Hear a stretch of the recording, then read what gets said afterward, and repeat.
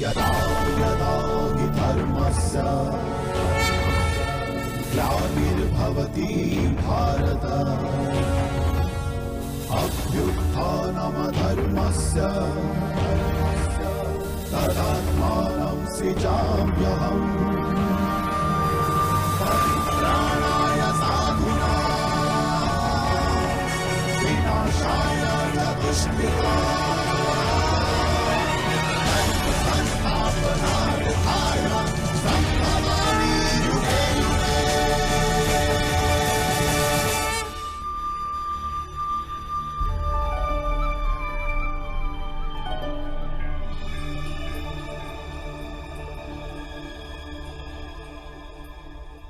কি দেখবে পার্থ? পক্ষীর চক্ষু বিদ্ধ করার সময় যার বৃক্ষের শাখা অবধি দৃষ্টিগোচর হয় না, সে আজ এই সময় সমগ্র রণভূমিকে কেন দেখতে চাইছে?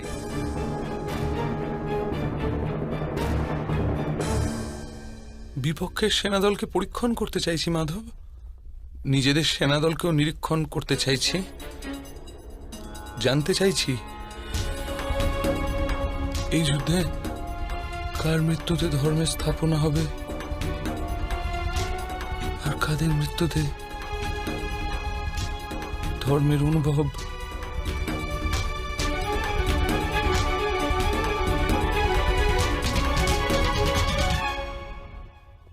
আমি জানতে চাইছি এই মহাযুদ্ধে আমার কি প্রাপ্তি হবে আর আমি কি হারাচ্ছি। এই যুদ্ধে তুমি বলিদান দিতে যাচ্ছ পার্থ। হারানো, প্রাপ্তি এসব কি ব্যর্থ চিন্তা করছো? দান তাকেই বলে যাতে দানি হারায় আর যাচক প্রাপ্তি লাভ করে, কিন্তু বলিদান সেটাই হয় যা দানি দেয় আর সমগ্র জগৎ প্রাপ্ত করে। কিন্তু মাধব, আমি একলা দান দেওয়ার জন্য দাঁড়িয়ে নেই এখানে। লক্ষ সৈনিক নিজের প্রাণ আহুতি দেবে বলে দাঁড়িয়ে আছে। আমি স্থির করতে চাইছি এই মহাযুদ্ধে আমি কেবল অধর্মকে নাশ করছি নাকি তার সাথে ধর্মেরও নাশ করছি। আর এসব তুমি করবে পার্থ?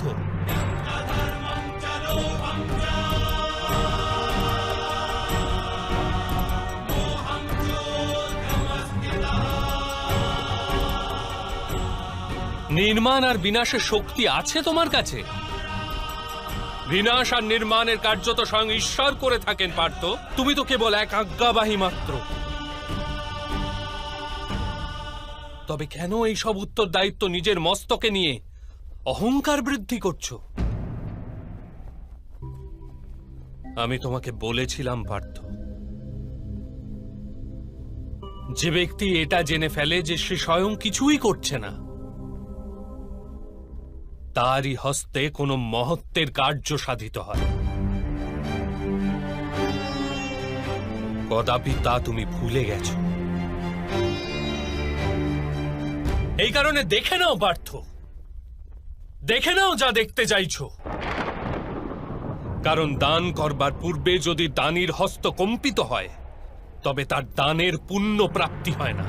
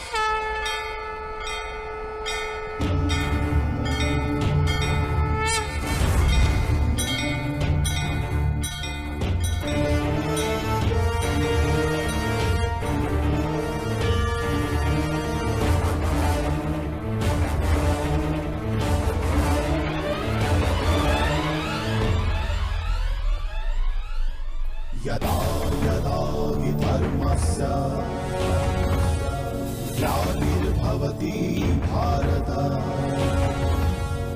अभ्युत्थानमधर्मस्य तदात्मानं सृजाम्यहम्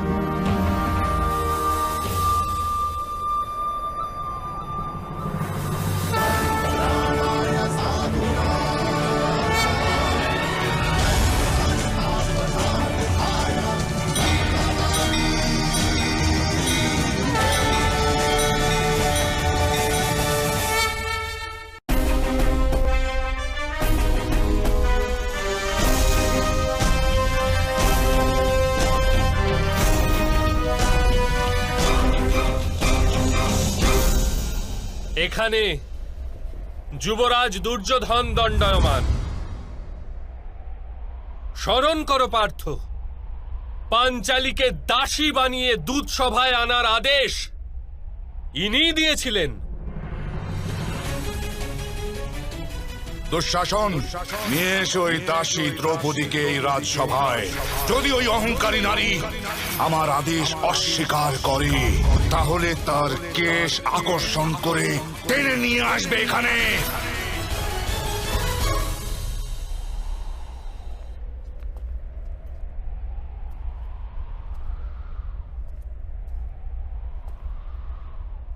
এখানে দেখো পার্থ,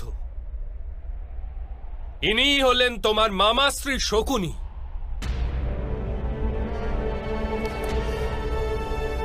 আজ তো এর হস্তে তরবারি, কিন্তু ছলনার দ্বারা সংহারের প্রয়াস করে থাকেন সর্বদা।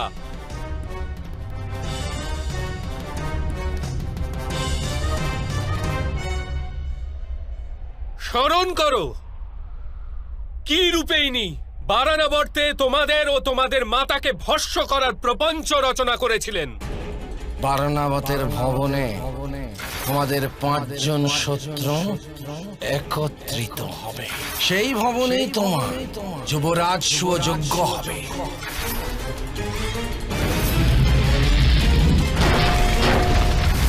এবার এদিকে দেখো পার্থ, দুঃশাসন এই হাতই পাঞ্চালীর কেশ আকর্ষণ করার ধৃষ্টতা করেছিল।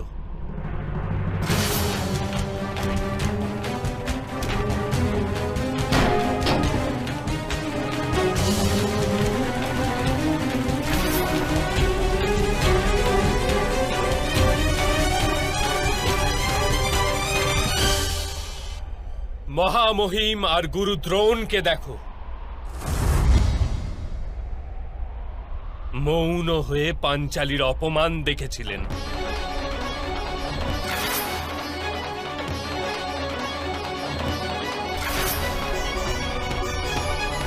ওইখানে অশ্বত্থামাকে দেখো আর স্মরণ করো কি প্রকার অশোভন শব্দের প্রয়োগ করেছিল। 5 জন ব্যক্তির সাথে সম্পর্ক রাখে যে স্ত্রী, তাকে ভগিনী বলতে আমি লজ্জা বোধ করছি।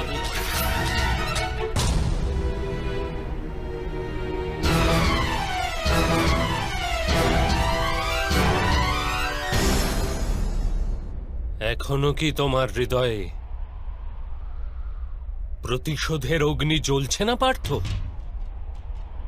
ন্যায় বিচারের জন্য এখনো কি মন ব্যাকুল হচ্ছে না? এখনো কি অস্ত্র ধারণ করার সংকল্প জন্ম নিচ্ছে না হৃদয়ে?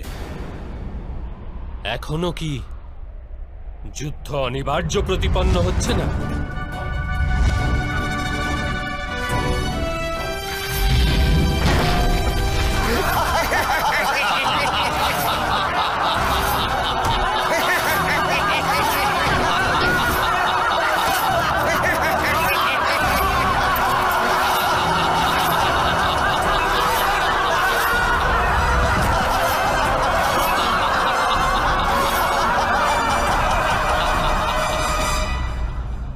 হ্যাঁ মাধব, এই যুদ্ধ হওয়া অনিবার্য।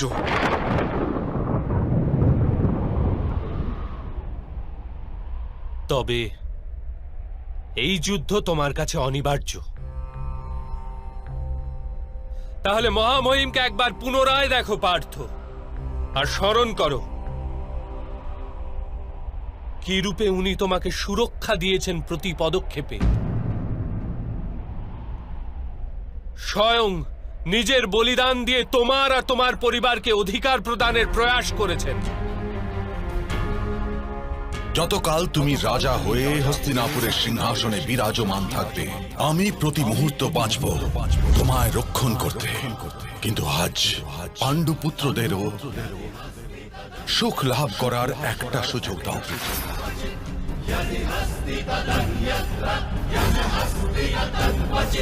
একবার পুনরায় গুরুদ্রোণকে দেখো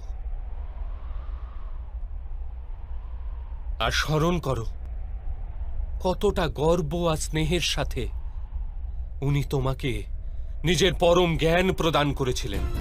তুমি বিশ্বের শ্রেষ্ঠ ধনুর্বীর হবে, আমি তোমাকে বিশ্বের শ্রেষ্ঠ ধনুর্বীর করে তুলব, কথা দিলাম পুত্র। তোমাকে বিশ্বের সর্বশ্রেষ্ঠ ধনুর্ধারী তৈরি করার জন্য উনি নিজের মস্তকে পাপের বোঝা নিয়েছিলেন। স্মরণ করো পার্থ। তুমি আমাকে গুরু দক্ষিণা রূপে নিজের দক্ষিণ হস্তের বৃদ্ধাঙ্গুলি দেবে।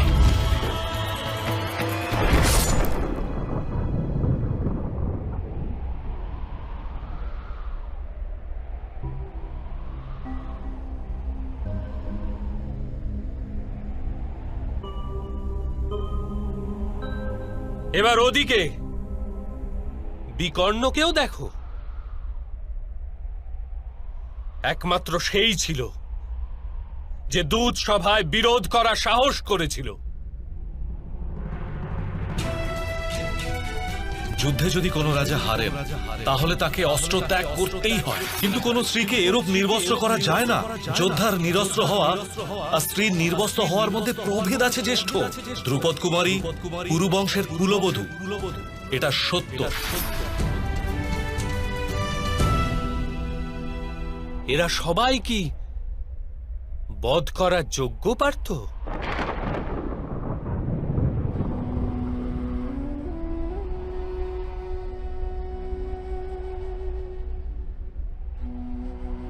না মাধব, আমি এদের বধ কিরূপে করতে পারবো? অবশ্যই, কিন্তু নিজের পক্ষকেও দেখো পার্থ।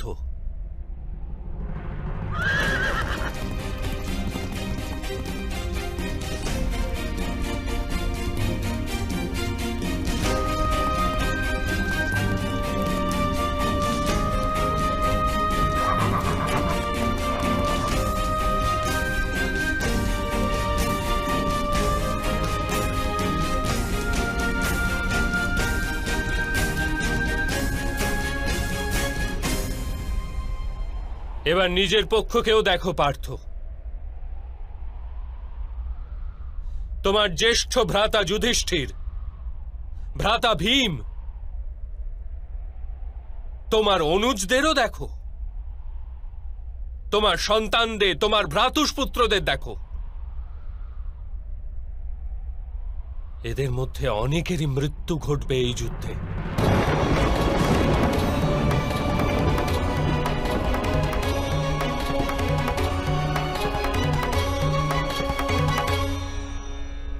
এদের সবার মৃত্যুর সম্ভাবনায় তোমার হৃদয় দুর্বল হচ্ছে না পার্থ?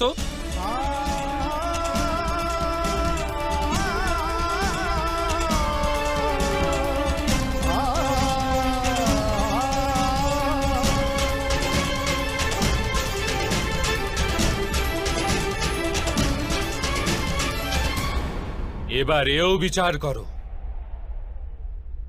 যে ভ্রাতা দুর্যোধনের কি দোষ? যদি তার রাজ্যের লালসা থাকে, ওর মাতা প্রথমে গর্ভবতী হয়েছিলেন, এ তো সত্য। দুঃশাসন পাঞ্চালীর বস্ত্র হরণ করে অপরাধ করেছিল। যদি সেটা অপরাধ হয়, তাহলে তুমিও তো নিজের জ্যেষ্ঠ ভ্রাতার আদেশ মান্য করে নিজের পত্নীর অপমান হতে দিয়েছ। সেটা কি অপরাধ নয়? মহামহিম নিজের প্রতিজ্ঞাকে অধিক মহত্বপূর্ণ গণ্য করেছিল, আর নিজের কুলবধূর লজ্জাকে কম মাহাত্ম্যের বলে জেনেছিল। সেটা কি অধর্ম নয়?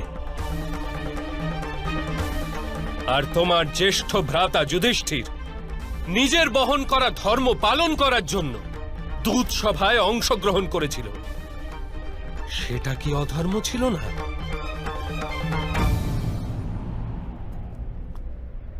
তাহলে কি ভ্রাতা দুর্যোধনকে শত্রু বলে গণ্য করা উচিত কার্য?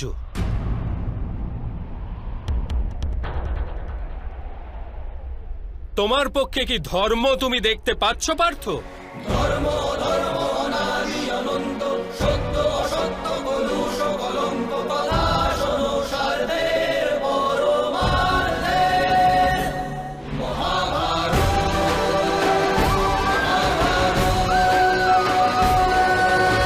আপনি যথার্থ বলেছেন মাধব। আমি দুই পক্ষেই ধর্ম দেখতে পাচ্ছি, আবার অধর্ম।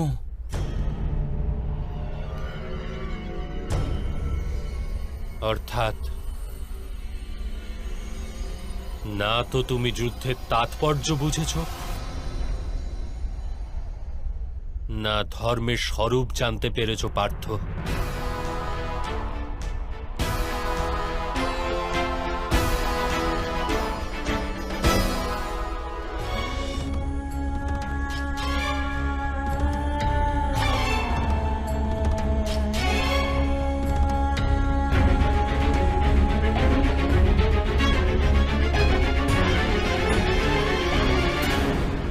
আমার মতিচ্ছন্ন হয়েছে মাধব।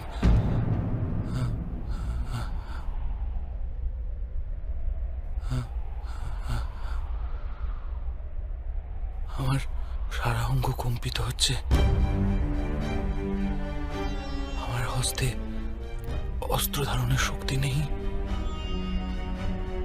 আমার গান্ডীব আমার হাত থেকে পিছলে যাচ্ছে মাধব।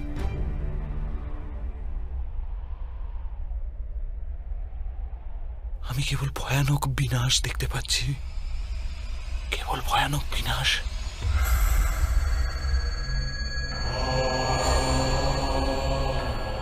কেন? কি হেতু মাধব? কি হেতু? অপমানের পীড়া, অন্যায়ের চিন্তা, অথবা প্রতিশোধের সংকল্প। এরূপ কোনো কারণ নেই আমার নিকট, কোনো কারণ নেই মাধব, যে আমি এত বড় বিধ্বংসের স্বীকার করতে পারি। না মাধব। বিধ্বংসই নবনির্মাণের কারণ পার্থ।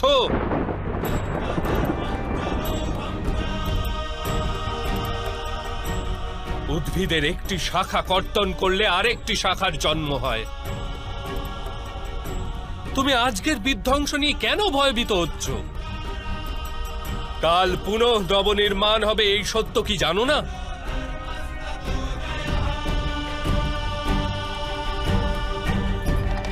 ক্লেবয়ং মাসমজ্ঞমপার্থ নে তৎপজূপ পদ্ধতি। এই নপুংসকতা তোমাকে শোভা দেয় না। যুদ্ধ করা তোমার একান্ত কর্তব্য পার্থ। অস্ত্র ওঠাও।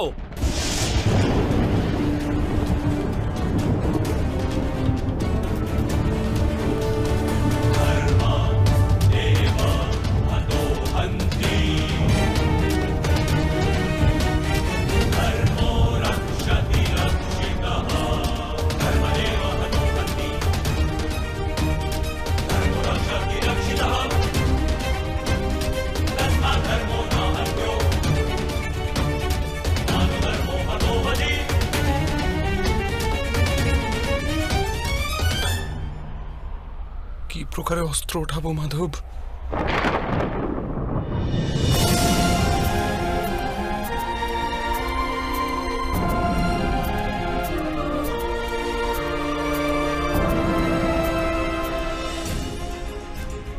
যাদের সেবা করা জীবনের পরম সৌভাগ্য গণ্য করা হয়,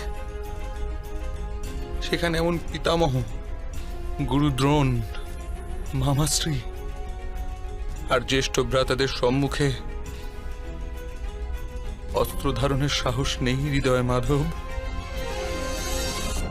ওদের বধ করে যদি আমার স্বর্গরাজ্য প্রাপ্তি হয়, সেটাও ব্যর্থ মাধব, সেটাও ব্যর্থ।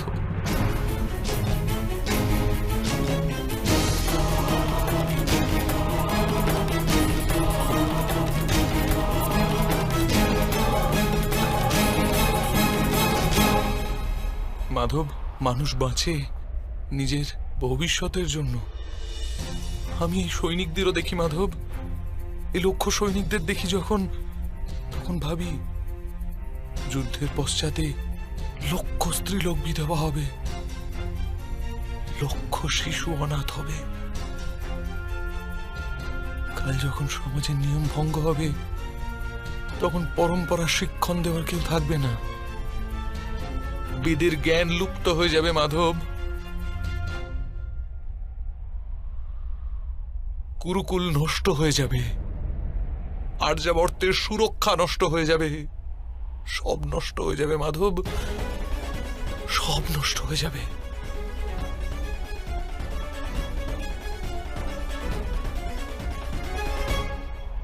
বুদ্ধিমান ব্যক্তিদের ন্যায় তর্কে অবতীর্ণ হও,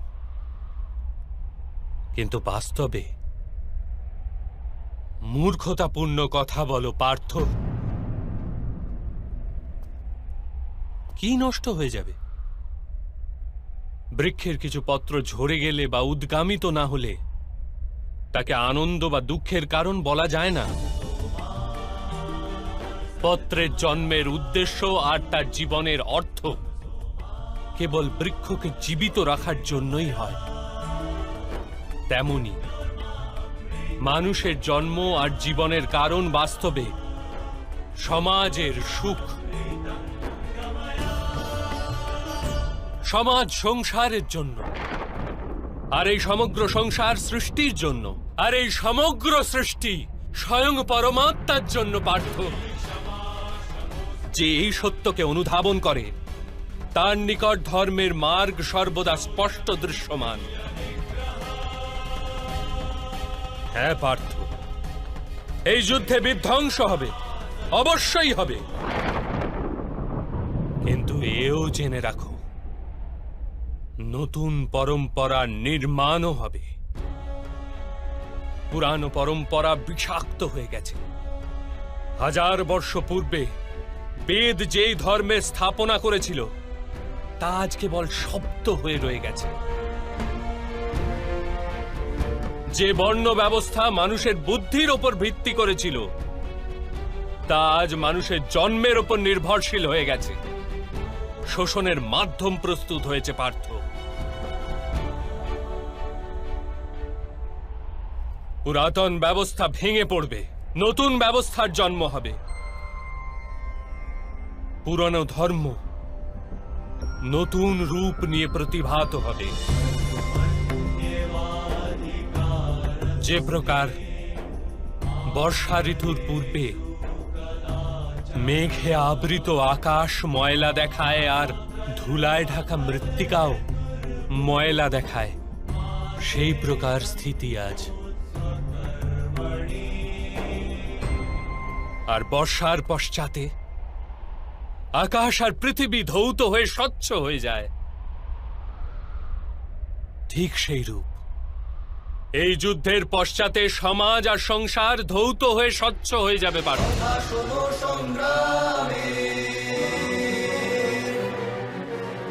এই যুদ্ধের পশ্চাতে এই সংসার আর সমাজ স্পষ্ট হয়ে যাবে। সে কারণে মোহ ত্যাগ করো পার্থ, সমগ্র সংসারের কল্যাণের চিন্তা করো। অস্ত্র ওঠাও আর যুদ্ধ করো, অস্ত্র ওঠাও আর যুদ্ধ করো, অস্ত্র ওঠাও আর যুদ্ধ করো।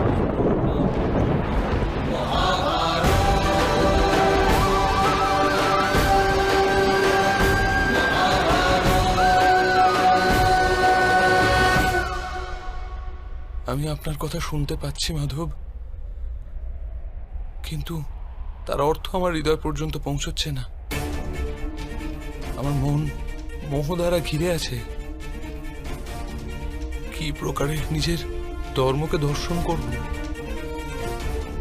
আমার মন আত্মীয়দের চিন্তায় ডুবে আছে।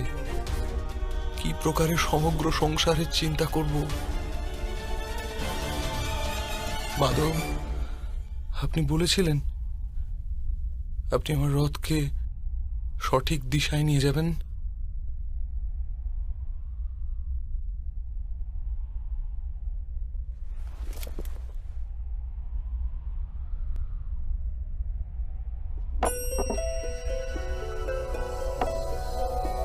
नारायणं नमस्कृत्य नरं चैव नरोत्तमं देवीं सरस्वतीं व्यासं আমার আত্মার সারথি হয়ে আমার জীবন রথকে সঠিক মার্গে নিয়ে আসুন মাধব।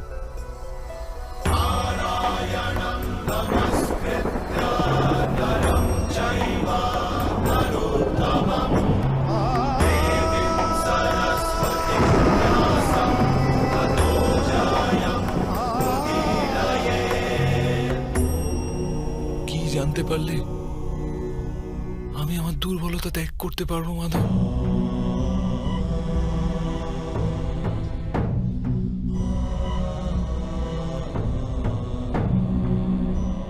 ওঠো পার্থ,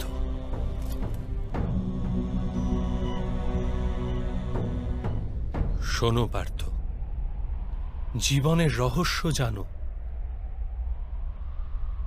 সংসারের বাস্তবিক রূপকে অনুধাবন করো। গঙ্গার প্রবাহকে মুষ্টিবদ্ধ করে গ্রহণ করলে কিছুই প্রাপ্ত হয় না, কিন্তু সেই হস্তকে অঞ্জলি করে গঙ্গার প্রবাহে নিমজ্জিত করলে গঙ্গা জল মুখ পর্যন্ত পৌঁছতে পারে।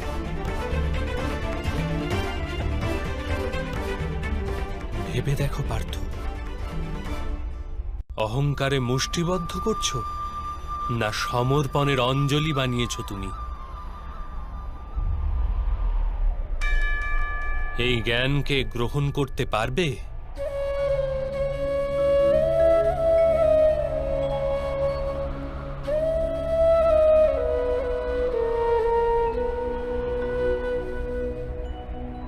এ সংসার আসলে কি পার্থ? মানব, দানব, পশু, পক্ষী, জন্তু, কীট, মৎস্য, বৃক্ষ, এইসব কি রূপে সৃষ্টি হয়? কোন পদার্থ থেকে এদের জন্ম হয়? কি রূপে চলাচল করে, কি রূপে বাঁচে?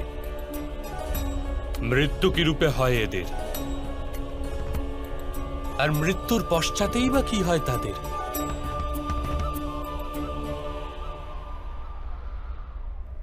এই রহস্যকে চিন্তা করো পার্থ। মানুষের দেহ মৃত্তিকায় তৈরি হয়েছে মাধব। জল তার মধ্যে রক্ত হয়ে প্রবাহিত হয়, অগ্নি দেহকে তাপমাত্রা দেয়, আর দেহের বাকি অংশে আকাশ প্রকট হয়, অর্থাৎ ধরিত্রী, বায়ু, জল, অগ্নি আর আকাশ, এই পঞ্চমহাভূতেই শরীরের নির্মাণ হয়। অর্থাৎ মহামহিম গুরুদ্রোণ পৃথিবী, জল, বায়ু, অগ্নি আর আকাশ অপেক্ষা অধিক কিছুই নন। ধর্মজ্ঞানী ও পঞ্চভূতের মিশ্রণ, আর অধর্মী ব্যক্তিও। তুমি কার মোহ করছো পার্থ? মৃত্তিকার? কিন্তু মাধব, এই মৃত্তিকার দেহ দ্বারাই তো মানুষ একে অপরের পরিচয় পায়। সব সম্পর্ক এই মৃত্তিকার দেহ দ্বারাই তো তৈরি হয়। না পার্থ, যদি এটাই সত্য হতো তবে মৃত্যুর পশ্চাতে দেহকে নষ্ট করা হয় কেন? বাস্তবে না মানুষের পরিচয় দেহের সাথে যুক্ত থাকে, আর না তো সম্পর্কের ভিত্তি তার দেহের সাথে থাকে।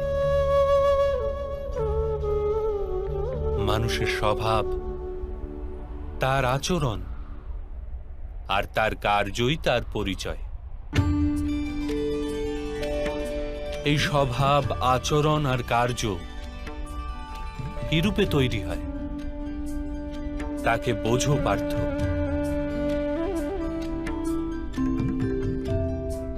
মানুষের জীবন কেবল দৃশ্যমান আর অদৃশ্য পদার্থের মিলন মাত্র পার্থ। কিন্তু তথাপি প্রত্যেক মানুষের স্বভাব তথা কার্য ভিন্ন ভিন্ন প্রতিপন্ন হয়। এর কারণ হল সৃষ্টির 3 গুণ, তম, রজ আর সত্য। তা কি রূপে মাধব? তম শব্দের অর্থ অন্ধকার। ভালো মন্দের বিচার ব্যতীত জীবন নির্বাহ করাকে তামসিক আচরণ বলা হয়ে থাকে। যেরূপে পশু পক্ষী বেঁচে থাকে কেবল নিজের শারীরিক ইচ্ছাকে পূর্ণ করার জন্য। সত্য শব্দের অর্থ জ্ঞানের প্রকাশ। যখন ব্যক্তি প্রতিটি পরিস্থিতিতে ধর্মের, সত্যের আর পরম্পরার বিচার করে ব্যবহার করে থাকে তখন তাকে সাত্ত্বিক জীবন বলা হয়। এই দুইয়ের অন্তঃস্থলেও এক প্রকার ব্যক্তি থাকে যার নিকট জ্ঞান তো আছে, কিন্তু শরীর আর মনের বাসনার সাথে আবদ্ধও রয়েছে। এরূপ ব্যক্তি রজগুণ অর্থাৎ অহংকার পূর্ণ মন নিয়ে বেঁচে থাকে। তম, রজ অথবা সত্যগুণের অধিক অথবা স্বল্প মাত্রার মেলবন্ধনে মানুষের স্বভাব তৈরি হয়।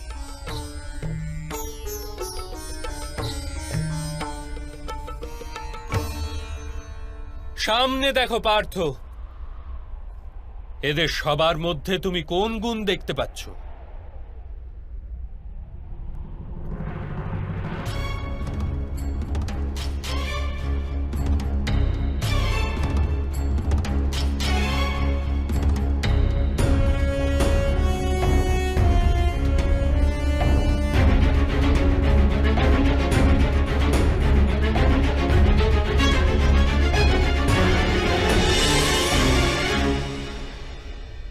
যুবরাজ দুর্যোধন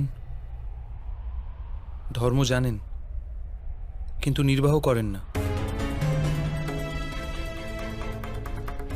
তার জীবনের মূল কেন্দ্র অহংকার, অর্থাৎ তার মধ্যে তমগুণ কম, রজগুণ অধিক আর সত্যগুণ পূর্ণতা পায়নি।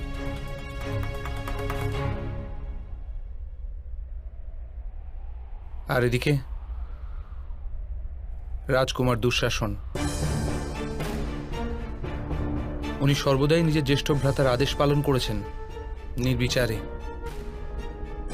অর্থাৎ এর মধ্যে কেবল তমগুণ। মহামহিমকেও দেখো পার্থ, সত্যর সাথে তমর মিলন। অহংকার নেই এনার, কিন্তু পুরাতন ধর্ম, পুরাতন পরম্পরার প্রতিজ্ঞার দ্বারা আবদ্ধ। আবশ্যকতা হওয়া সত্ত্বেও নিজের প্রতিজ্ঞা ভঙ্গ করতে পারেন না। কুরুদ্রোণকে দেখো, জ্ঞান আর অহংকার দুইই আছে। জ্ঞান তো মানুষকে মুক্তি দান করে, কিন্তু এনার অহংকার এনাকে মুক্ত হতে দেয় না।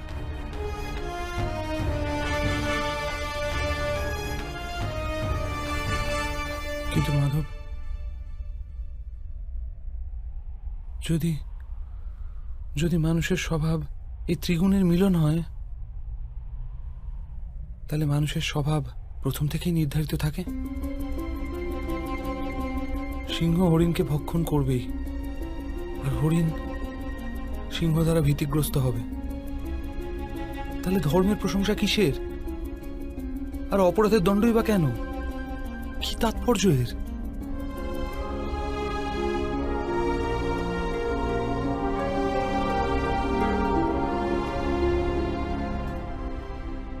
উত্তম প্রশ্ন করেছ পার্থ, কিন্তু প্রথমে মানুষ আসলে কি সেটা জেনে নাও।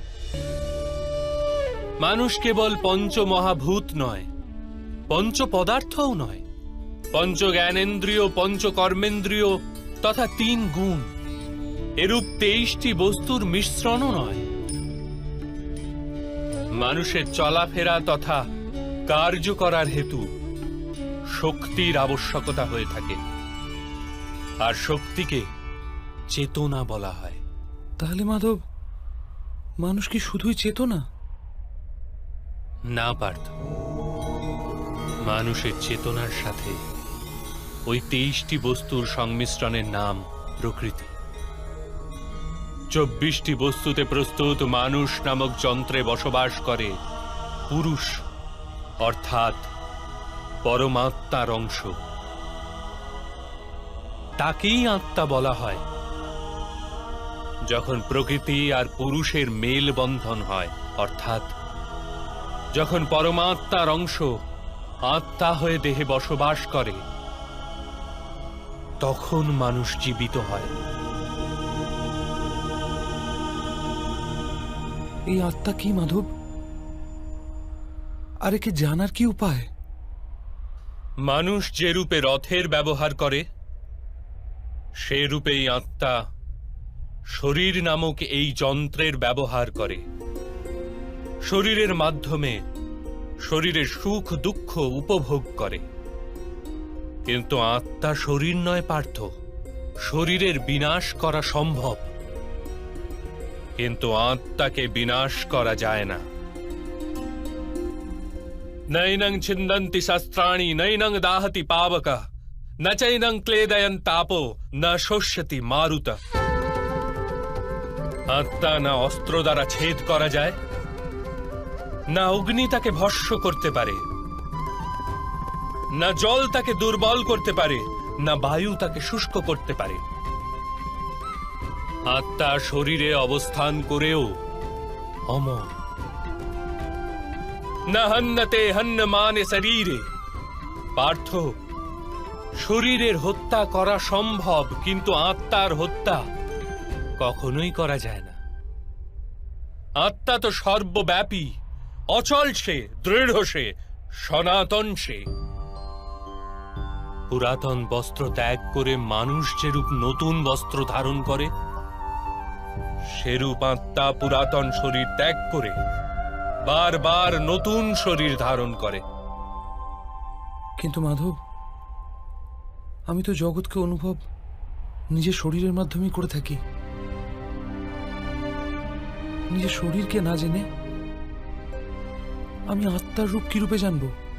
স্বয়ং নিজেকে আত্মার রূপে জানা অসম্ভব নয় পার্থ। অন্ধ বাঁচে, মুখও বাঁচে, যার কাছে হস্তপদ নেই তারাও জীবন ধারণ করে। সুতরাং একথা স্পষ্ট যে কেবলমাত্র শরীরই মানুষ নয়।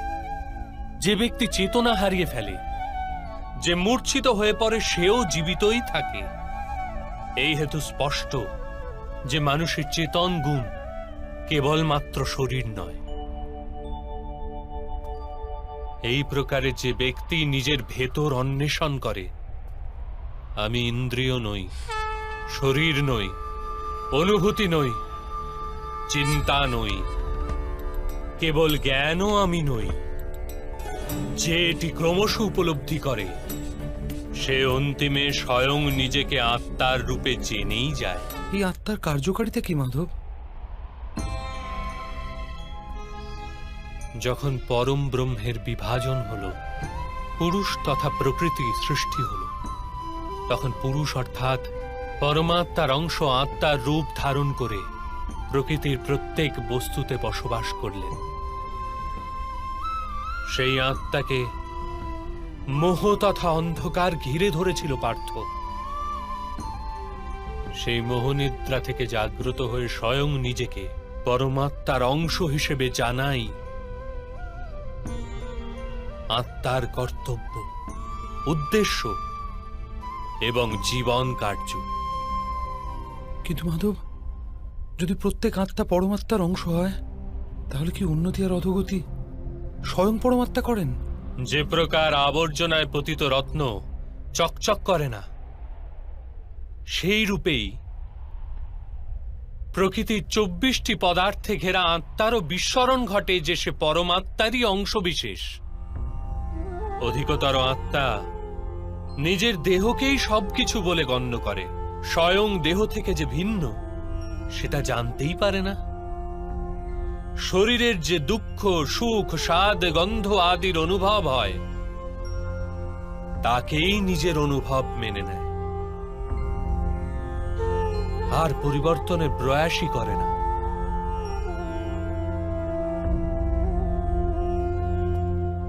যে আত্মা পরিবর্তনের প্রচেষ্টাই করে না, নিরন্তর অধর্ম করে চলে, তাকে জাগ্রত করার জন্য দণ্ড দেওয়া অনিবার্য।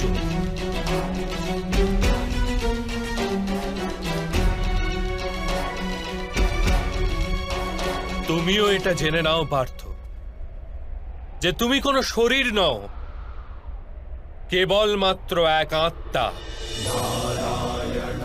এই রণভূমিতে পরিলক্ষিত প্রত্যেক যোদ্ধা তা নয় যা তুমি ওদের গণ্য করছো। কিছু সময়ের জন্য এরা শরীরে বাস করেছে মাত্র, এদের শরীরের মৃত্যু হবে, কিন্তু এরা সবাই অমর। সে পুনরায় নতুন শরীর ধারণ করবে। যতক্ষণ স্বয়ং নিজেকে শুদ্ধাত্মা রূপে না জানবে, যতক্ষণ অধর্মকে ত্যাগ করে ধর্মে দৃঢ় না হবে, ততক্ষণ এরা জন্মাতে এবং মরতেই থাকবে। এটি ব্রহ্মবিদ্যার প্রথম পাঠ পার্থ। যে জন্মেছে সে অবশ্যই মরবে, আর যে মারা যায় সে অবশ্যই পুনরায় জন্ম নেবে। এই মহাজ্ঞানকে সাংখ্যযোগ বলা হয়।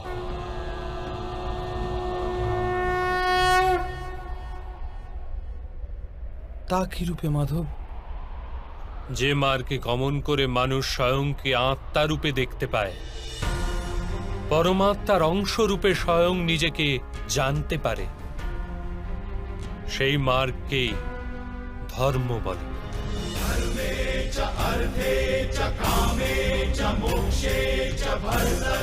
যখন মানুষ স্বয়ং নিজেকে পরমাত্মার অংশ বিশেষ হিসেবে জেনে ফেলে, তখন সে অনুভব করতে পারে যে সৃষ্টি পরমাত্মা, আর এই পরমাত্মাই সৃষ্টি। সৃষ্টি আর পরমাত্মায় কোনো পার্থক্য নেই।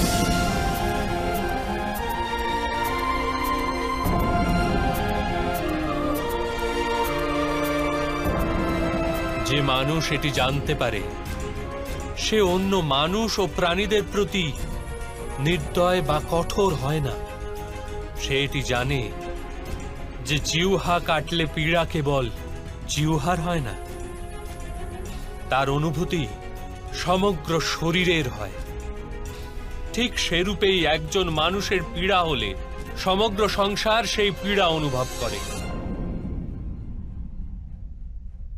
যতক্ষণ পর্যন্ত সংসারের একজন মানুষও পীড়িত, ততক্ষণ বাস্তবে কারো সুখী সম্পূর্ণ হতে পারে না। এটি জানার পশ্চাতে মানুষের মন করুণায় ভরে যায়, তাকে ধর্ম বলে। যখন কেউ তমগুণ দ্বারা আবিষ্ট থাকে, তখন সে অপরের প্রতি কঠোর, নির্দয় ও স্বার্থপর হয়ে ওঠে। নিজের নিশ্চিত সুখের জন্য অপরকে দুঃখ প্রদান করে। তার পরমাত্মার অভিমুখে গতি হয় না, অর্থাৎ অধর্ম পরমাত্মার থেকে দূরে নিয়ে যাওয়ার মার্গ মাত্র। অর্থাৎ অধর্ম তো অজ্ঞানতার অপর নাম। তাহলে তো অজ্ঞানীর প্রতি দয়া হওয়া আবশ্যক। দণ্ডের কি তাৎপর্য?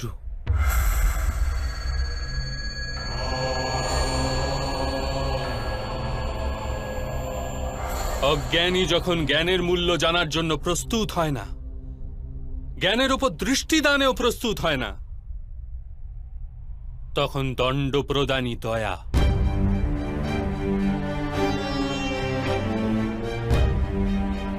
তার প্রতি এবং অপর পক্ষের প্রতিও।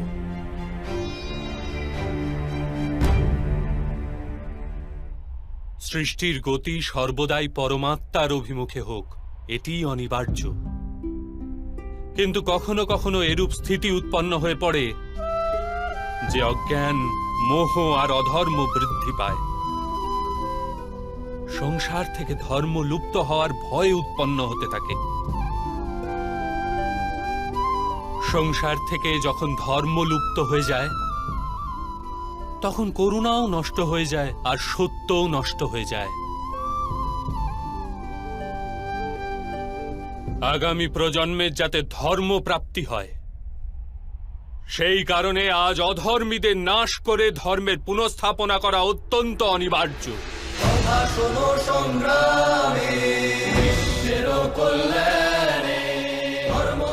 আজও এইরূপ স্থিতি উপস্থিত পার্থ, আর ধর্ম স্থাপনার কর্তব্য তোমারই।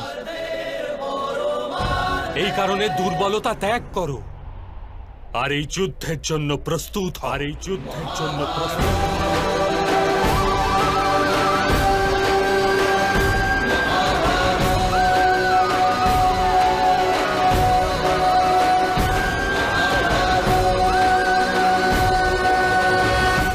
কিন্তু আমার হস্তে হত্যা হবে মাধব। আমার কারণে কারো প্রাণ চলে যাবে, তাহলে আমার অন্তরের করুণার বিনাশ ঘটবে না? আর যদি ধর্মের মূল ভিত্তি করুণা হয়, তাহলে আমার আত্মা অধর্মী হয়ে যাবে না?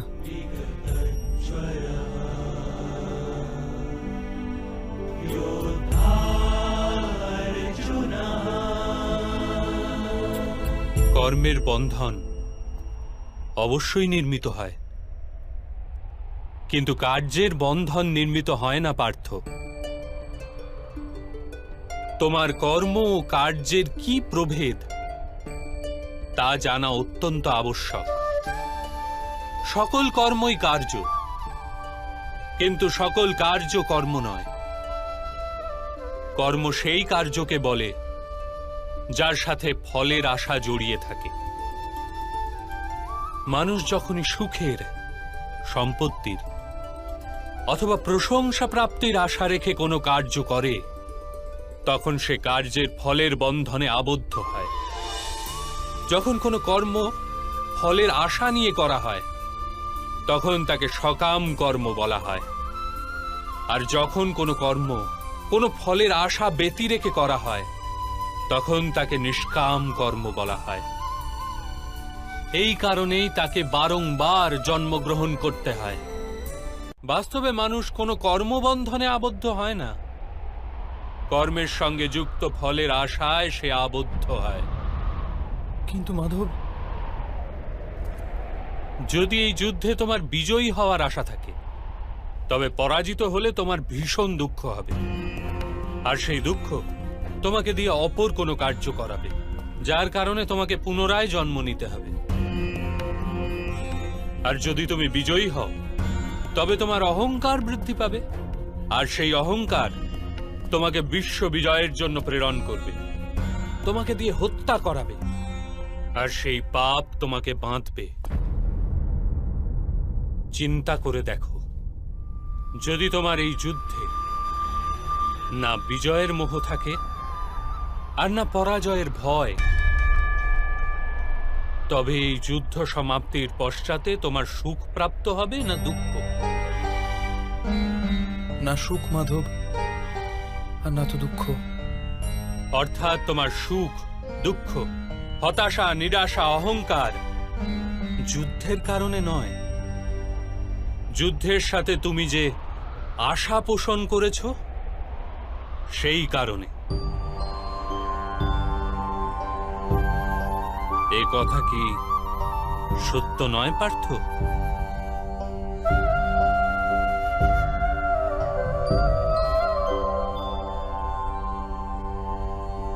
सुख दुखे समे कृत्वा लाभा लाभौ जया जयौ ততো যুদ্ধায় যুজ্জস্ব নেবং পাপ মবাপসসি।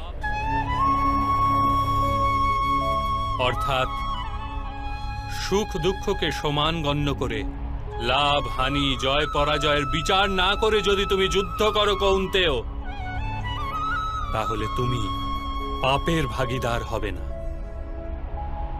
একেই কর্মযোগ বলে। যে সাংখ্য জ্ঞান প্রাপ্ত করে নেয় সে এটি জানতে পারে যে সে শরীর নয়, কেবল এক আত্মা মাত্র। শরীরের ভোগ আর অনুভব কেবল মৃত্যু পর্যন্ত, অর্থাৎ বাস্তবিক নয়, কেবল মায়া মাত্র। তার নিকট কর্মযোগী হওয়া সরল হয়ে যায়। কিন্তু মাধব, যদি কার্যেই বন্ধন সুনিশ্চিত হয়, তাহলে সংসার ত্যাগ করে সন্ন্যাস নেওয়া উচিত নয়? এই চিন্তাধারারই পরিণাম স্বরূপ আজ এই যুদ্ধ ঘটছে পার্থ।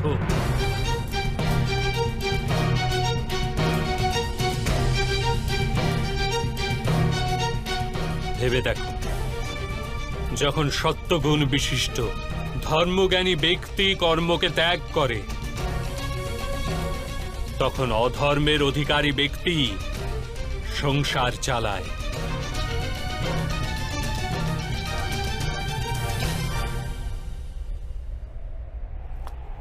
যদি মহামহিম সংসারকে পরিত্যাগ না করতেন, তবে অধর্ম এত বৃদ্ধি পেত না।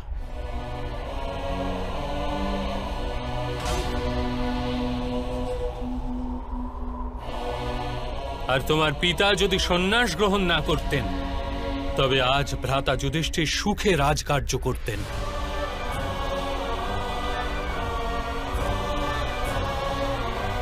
আর নিজের প্রজাদের ন্যায় ও ধর্মের জ্ঞান দান করতেন। কিন্তু এটি দুঃখজনক কথা পার্থ, যে সত্যগুণের অধিকারী ব্যক্তি সংসারকে লাভ দিতে পারে, কিন্তু সেই সন্ন্যাসের কথা চিন্তা করে। যেরূপে জল তো বাষ্প হয়ে উড়ে যায়, আর আবর্জনা আবর্জনা সেখানেই পড়ে থাকে, ঠিক সেই রূপ সত্যগুণী সৎ ব্যক্তি তো সংসারকে ত্যাগ করে দেন, আর তমগুণযুক্ত অধর্মী লোক সংসারের সকল কার্য করতে থাকে। এই কারণেই সংসারে পাপ আর অধর্ম বৃদ্ধি পায়।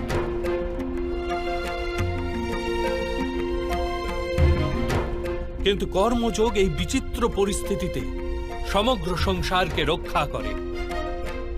কর্মযোগী ফলের আশা ত্যাগ করে, কিন্তু কর্মকে ত্যাগ করে না। সেই সংসারেই বসবাস করে সন্ন্যাসীর ন্যায়, সমস্ত কার্য করে, কিন্তু তাতে লিপ্ত হয় না। কর্মযোগী নিজের সন্তানের থেকে, স্বজনের থেকে, নিজের প্রজার থেকে কোনো আকাঙ্ক্ষা অথবা আশা রাখে না। স্বয়ং তার সন্ন্যাসের লাভ হয়, কিন্তু সমাজকে সংসারের ন্যায় লাভ প্রদান করে। মানুষ নিজের সন্তানের সুখের জন্য শ্রম করে মাধব, নিজের সন্তানের নিকট সুখের আশা করবে না। মানুষ নিজের সন্তানের জন্য যাই করে থাকে, তা কি ব্যবসা নাকি প্রেম পার্থ? প্রেম মাধব। তাহলে নিজের কার্যের প্রতি ফলের আশা কেন পার্থ? ভবিষ্যতের লাভ তো ব্যবসায় দেখা হয়, প্রেমে নয়। যে মানুষ নিজের সন্তানের চরিত্র নির্মাণ উচিত রূপে করে, সন্তানদের প্রেম ও ধর্মের সংস্কার দিয়ে থাকে, তার সন্তানেরাও তাকে প্রেম ও সুরক্ষা অবশ্যই দেয়।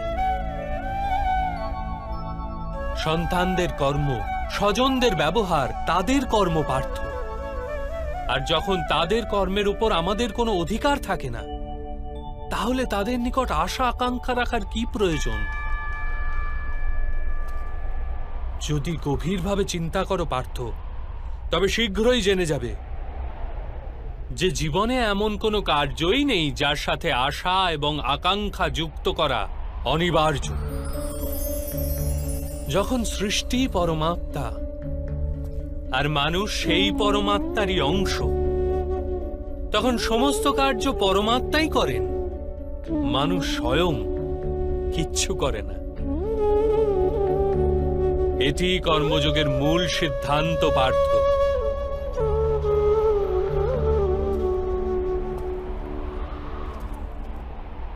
তোমাকেও কর্মযোগী হয়ে এই যুদ্ধে অংশগ্রহণ করতে হবে পার্থ। ত্রেগুণিয়া বিশ্বা বেদা নিস্ত্রেগুণো ভবার্জুন নির্দ্বন্দ্ব নিত্য সত্ত্বস্থ নির্যোগ ক্ষেম আত্মবান। তিনটি গুণ পরিত্যাগ করে নির্গুণ হয়ে যাও পার্থ। এই দ্বন্দ্ব থেকে মুক্ত হয়ে যাও। সর্বদা সত্য অর্থাৎ পরমাত্মায় বুদ্ধি প্রয়োগ করে কর্তব্য নির্বাহ করতে থাকো। কিছু প্রাপ্তি লাভের আশা আর কিছু প্রাপ্ত বস্তুকে সংরক্ষণ করার চিন্তা পরিত্যাগ করো পার্থ, আর নিজের আত্মাকে স্বতন্ত্র করো।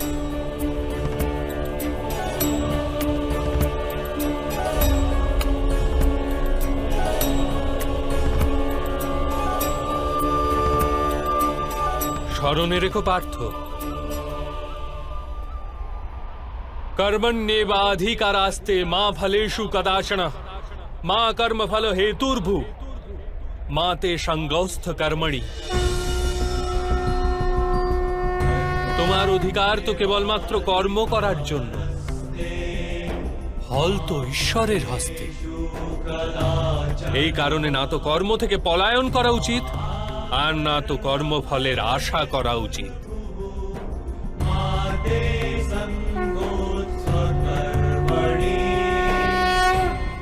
তাহলে ফলের আশা ত্যাগ করবে, কিন্তু কর্ম পরিত্যাগ করবে না। এরূপ কর্মযোগীকে কি রূপে চেনা যায় মাধব? विषया विनिवर्तन्ते निराहारस्य देहिन रसवर्जं रसयापस्य परं दृष्ट्वा निवर्तते। শোনো পার্থ, যে স্বাদ থেকে মুক্তি পাওয়ার জন্য আহারকেই ত্যাগ করে,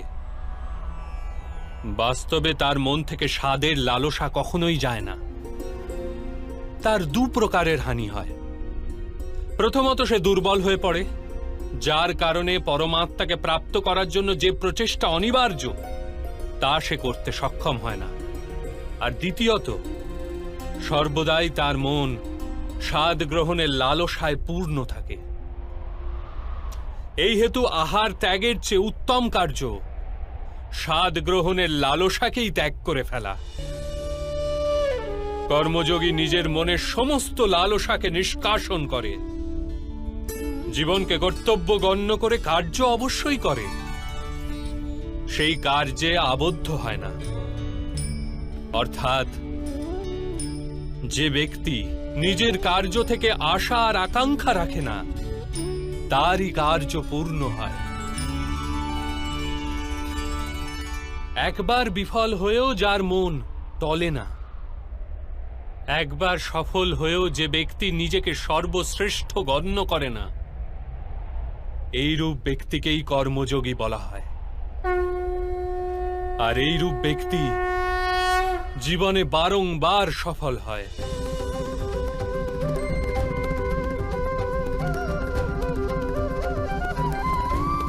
ध्यायत विषयान पुंसः संगस्तेषु उपजायते संगात संजायते कामो कामात् क्रोधो अभिजायते क्रोधात् भवति सम्मोह सम्मोहात् स्मृति विभ्रम स्मृति भृंशात् बुद्धिनाशो बुद्धिनाशात् प्रणश्यति। ফলের আশায় কামনা প্রকট হয়, আর কামনার তো স্বভাবই হলো অসন্তুষ্ট থাকা। অসন্তোষ থেকে ক্রোধ উৎপন্ন হয়ে থাকে, আর ক্রোধ থেকে মোহ জন্ম নেয়। মোহের তরুণ ব্যক্তি আচার ও ব্যবহারের জ্ঞানই ভুলে যায়।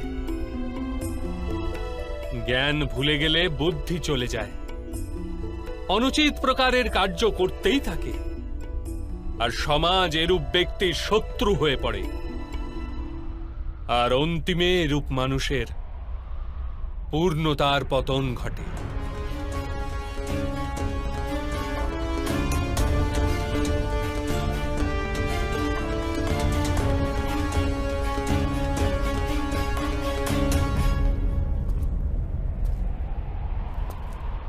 যেরূপ ভ্রাতা দুর্যোধন তার সেনাপতি মহামহিমী তার শত্রু, আর উনি তোমাকে বিজয়ের আশীর্বাদ দিয়েছেন।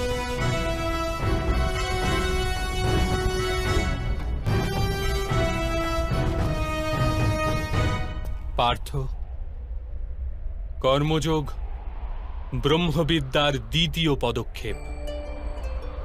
পরমাত্মায় নিজের বুদ্ধি স্থির করো, স্বয়ংকে আত্মা রূপে চেনো, মিথ্যা বন্ধন থেকে মুক্ত হয়ে যাও, আর ফলের আশা পরিত্যাগ করে কেবল কর্ম করতে থাকো। নিজের বুদ্ধিকে পরমাত্মায় স্থির করে কর্মযোগী হওয়ার মার্গ কিরূপ মাধব? পার্থ, সাংখ্যযোগের কারণে মানুষ পরমাত্মাকে নিরন্তর স্মরণ করতে থাকে। পরমাত্মাকে স্মরণ করার ফলে মানুষের হৃদয়ে সমর্পণের ভাব উৎপন্ন হয়, আর সেই ভাবকে ভক্তি বলা হয়। ভক্তি থেকে মানুষের সত্য অসত্য জ্ঞান প্রাপ্ত হয়ে থাকে। সেই জ্ঞান থেকে তার পরমাত্মার দর্শন প্রাপ্তি হয়, আর যার পরমাত্মার দর্শন প্রাপ্তি হয় সেই বাস্তবে কর্মযোগী হয়ে ওঠে, আর জন্মের শৃঙ্খল থেকে মুক্ত হয়ে মোক্ষ লাভ করে। সকল আত্মারই অন্তিম লক্ষ্য সেটি, আর ধর্মের অন্তিম পদক্ষেপও সেটি।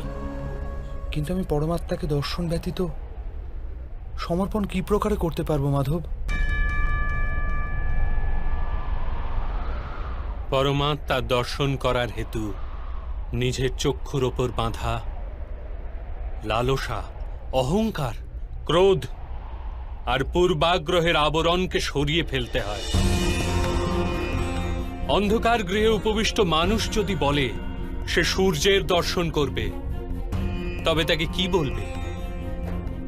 এই কথাই তো বলবে, কক্ষ থেকে বাইরে এসো আর মুক্ত আকাশের নিচে দাঁড়াও, সূর্য তো সর্বদাই উপস্থিত আছে। ঠিক সেই রকম পার্থ, এই সৃষ্টি পরমাত্মা, পরমাত্মাই সবকিছু। পরমাত্মা ব্যতীত কিছুই নেই। যে নিজের আত্মাকে দর্শন করে ফেলে সেই পরমাত্মাকে দর্শন করতে পারে। যেরূপ লবণের একটি কণার স্বাদ সমগ্র সাগরের স্বাদ থেকে ভিন্ন হয় না, ঠিক সেরূপ নিজের আত্মদর্শন পরমাত্মা দর্শনের থেকে ভিন্ন হয় না।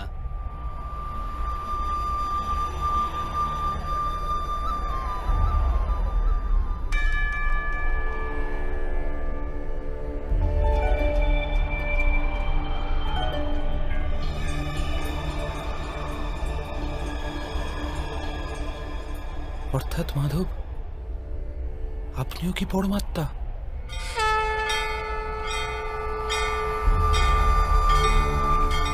হ্যাঁ পার্থ, আমি পরমাত্মা। যেরূপ তুমিও পরমাত্মা, কেবল তুমি এখনো জাগ্রত হওনি, আর আমি এটি জেনে ফেলেছি। ধর্মস্য তদাত্মানং সৃজাম্যহম। তাহলে মাধব, আপনার প্রতি সমর্পণ ঈশ্বরের প্রতি সমর্পণ কেন হয় না? অবশ্যই আমার প্রতি সমর্পণই পরমাত্মার প্রতি সমর্পণ। সর্বধর্মান পরিত্যাজ্য মামেক শরণং ব্রজ। সমগ্র জগতে ত্যাগ করে আমার শরণাগত হও পার্থ।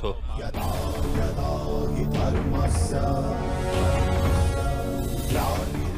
আমি সংসার, আমি সংসারের প্রতিটি কণা, আমি সূর্য আর আমি চন্দ্র, আমি নক্ষত্র আর আমি সমস্ত গ্রহরাজি।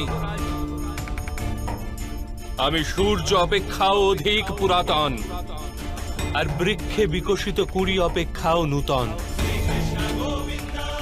আমি সমগ্র মনুষ্য জাতি, আমি স্বর্গ এবং নরক ধারণকারী শক্তি। আমি দুর্যোধন,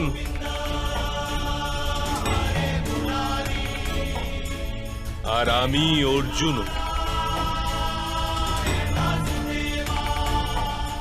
সেটা কি রূপে সম্ভব মাধব? আপনার জন্ম তো অনেকে তাদের জীবদ্দশায় দেখেছে। আপনার মাতাও এখনো জীবিত, যার গর্ভ থেকে আপনি জন্মেছেন। আপনি চিরন্তন আর অবিনশ্বর কি রূপে হতে পারেন? তুমি কেবল শরীর দেখছ, আর আমি আত্মার কথা বলছি। আমার অনেক জন্ম হয়েছে পার্থ, আমি অনেক অবতার রূপ ধারণ করেছি, অনেক প্রকার শরীর ধারণ করেছি আমি, আর এই মৃত্তিকায় মিশে গেছি।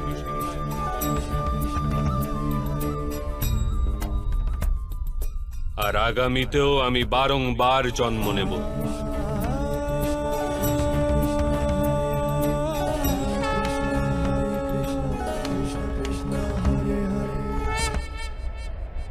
यदा यदा हि धर्मस्य ग्लानिर्भवति भारत अभ्युत्थानमधर्मस्य तदात्मानं सृजाम्यहम् परित्राणाय साधूनां विनाशाय च दुष्कृतां धर्म संस्थापनार्थाय संभवामि युगे युगे।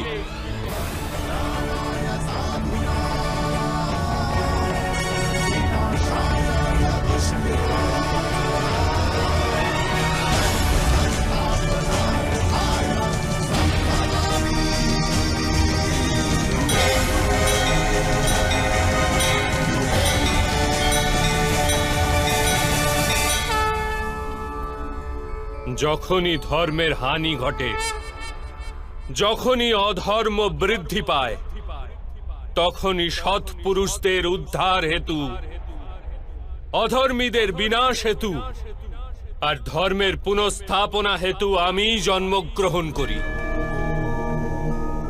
এ প্রত্যেক যুগে হয়ে আসছে, আর আগামীতেও এই রূপই হবে। আমি অবিনশ্বর পরমাত্মা, আমি মৎস্য অবতার, আর আমি বামন অবতার। আমি পরশুরাম, আর আমি রামচন্দ্র ছিলাম।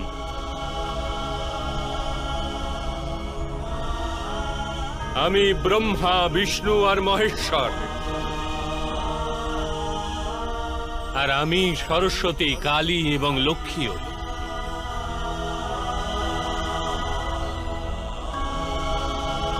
আমি না পুরুষ, না স্ত্রী, আর না নপুংসক। আমি না শরীর, না শরীরের অংশ। আমি জ্ঞান, আমি সৃষ্টি, চৈতন্য, আর পরম ব্রহ্ম। আমি সমস্ত কিছু, আর আমি কিছুই নই।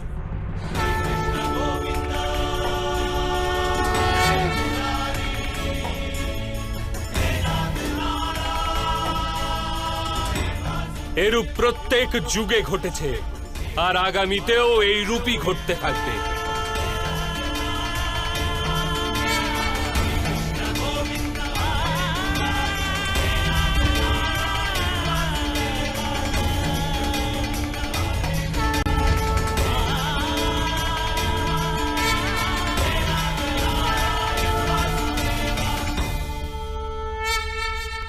আমি সমস্ত কিছু, আর আমি কিছুই নই। এরূপ প্রত্যেক যুগে ঘটেছে, আর আগামীতেও এই রূপই ঘটতে থাকবে।